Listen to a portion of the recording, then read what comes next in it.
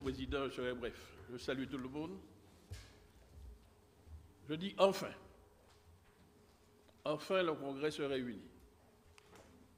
Pour ceux qui suivent l'actualité de notre Assemblée, ils ont sûrement entendu que depuis août 2021, nous avons présenté une première demande de réunir le Congrès des élus de Martinique. Cette demande n'a pas été prise en compte. Nous l'avons renouvelée au mois de novembre par le biais d'une motion que notre collègue Boutret était chargé de présenter au nom de notre groupe. Ça a été écarté, ça n'a pas été pris en compte. Pourquoi nous voulions le Congrès? C'est que nous venions de vivre 5 années de mise en place de la CTM. C'était nouveau. La loi du 27 juillet 2011 avait créé cette nouvelle collectivité qu'il a fallu mettre en place. Et pendant 5 ans, nous avons utilisé toutes les compétences que la loi du 27 juillet 2011 avait attribuées à la collectivité. Mais nous avons vu les limites au contact de la réalité, les limites des compétences qui étaient données. Nous sommes à l'écoute du peuple martiniquais, nous voyons tous les problèmes qu'il posait.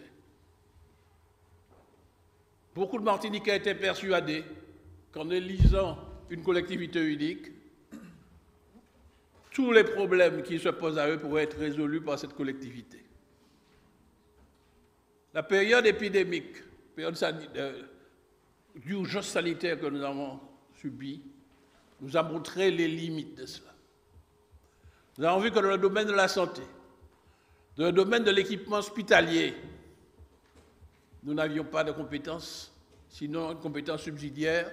C'était le représentant de l'État qui, chaque soir, donnait des instructions à la population.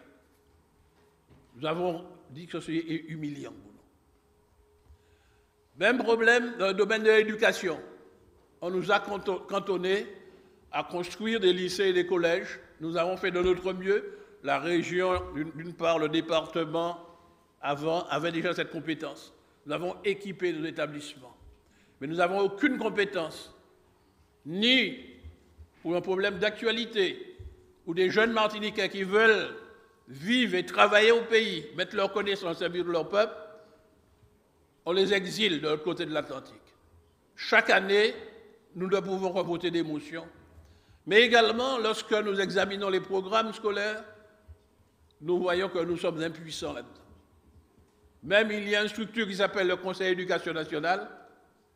J'ai constaté qu'à la pratique, les élus ont déserté parce qu'ils voient qu'en réalité, c'est le représentant du ministère de l'Éducation qui décide. C'est ce que nous vivons impuissants. Nous avons assisté même pire, les rares compétences qui nous avaient été accordées depuis le début des années 80. Je pense à l'apprentissage. En 2008, le pouvoir central a récupéré, contre la volonté unanime des élus de l'Assemblée de Martinique, donc cette volonté de recentralisation. Et puis pire encore, dans le domaine de la mer, l'État a précieusement conservé cette compétence. Et nous sommes impuissants à résoudre les problèmes, à la fois par ce qui est considéré comme une catastrophe naturelle qui nous touche chaque année, le ski sargasse, où les mers sont restées tout seuls, parce que quand ça arrive au sol, c'est considéré comme des déchets.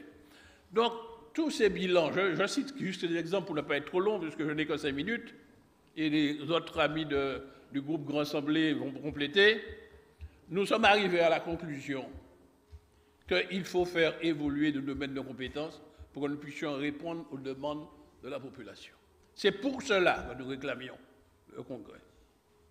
Nous avons été entendus, que nous avons la satisfaction d'entendre au mois d'avril le président du Conseil exécutif reprendre nous porter une réponse.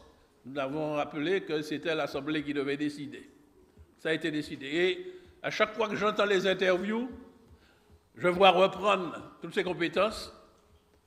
Je suis satisfait. Nous avons été entendus.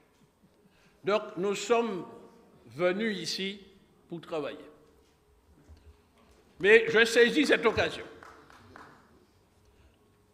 pour porter certaines rectifications. J'ai entendu prononcer le nom de celui que je représente ici, Alfred Marie-Jeanne. Nous avons fait des vérifications, il n'a pas été invité. En tout cas, ce n'est pas arrivé jusqu'à lui. Je n'en sais rien. Je voulais donc porter cette précision-là. Je sais que vous l'aviez invité pour les pré-concertations, il m'avait donné mandat pour le représenter, donc j'ai parlé en son nom lorsque j'ai été reçu par le président de l'Assemblée et le président du Conseil exécutif.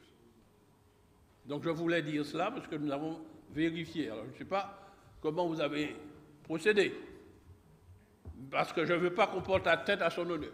Je suis mandaté par lui, c'est lui qui m'a donné le mandat pour être chef de file dans le groupe des élus du Grand Assemblée. Les collègues ont accepté, j'essaie d'honorer cette tâche. Mais cet homme, qui a été la cible pendant la période qui vient de s'écouler, a fait tant pour la Martinique. S'il est vrai qu'il y a un élu qui a fait la loi d'orientation, mais faire évoluer la Constitution avec le président Chirac, il a porté sa contribution et je veux évoquer la déclaration de Basse-Terre. C'est mon devoir de le faire. Nous avons participé à tous les congrès et l'historique qui a été fait. Premier congrès qui n'est pas terminé par un vote positif du peuple, le deuxième, etc., etc. J'ai vécu tout cela. Eh bien, cela ne nous a pas dissuadés de dire que pour toute évolution institutionnelle, nous voulons qu'il y ait une consultation populaire. Nous ferons des propositions, mais c'est le peuple martiniquais qui doit disposer. Nous proposons, le peuple dispose. C'est notre doctrine que nous allons défendre. Et c'est pour cela que dès l'annonce de la mise en place du Congrès, dès la mise en place de la commission ad hoc que nous avions réclamée, nous avons fait savoir qu'il faut d'abord ne pas se précipiter, parce qu'au départ, on pensait que c'était la seule séance et puis on avait tout décidé. Je donne acte du fait que vous avez enfin accepté que ce processus puisse se dérouler sur 3 mois. Je pense que ce n'est même pas suffisant, parce qu'il faut associer le peuple à nos réflexions. Alors j'ai entendu à la fin du discours du président du Conseil exécutif qu'il a fait un appel à les associations. Nous espérons que cet appel sera entendu, ça correspond à ce que nous souhaitions. Surtout, nous ne voulons pas, et je le redis ici solennellement, de conseils de citoyens choisis par l'exécutif, comme ceci nous a été proposé en assemblée plénière de l'Assemblée. Donc, il faut trouver un processus pour associer ce qu'on appelle, entre guillemets, la société civile à nos débats, pour que, le moment venu, après que nous ayons fait les propositions au gouvernement, parce que nous sommes obligés de le faire, hélas, qu'il y ait une organisation, une consultation populaire où un peuple qui aura participé à l'élaboration de nos propositions pourra, en toute connaissance de cause, faire publiquement connaître sa position. Merci. Voilà la première contribution que je voulais porter et de dire dans quel esprit le Grand Assemblée vient ici. Merci, M. Marie-Sept. Merci.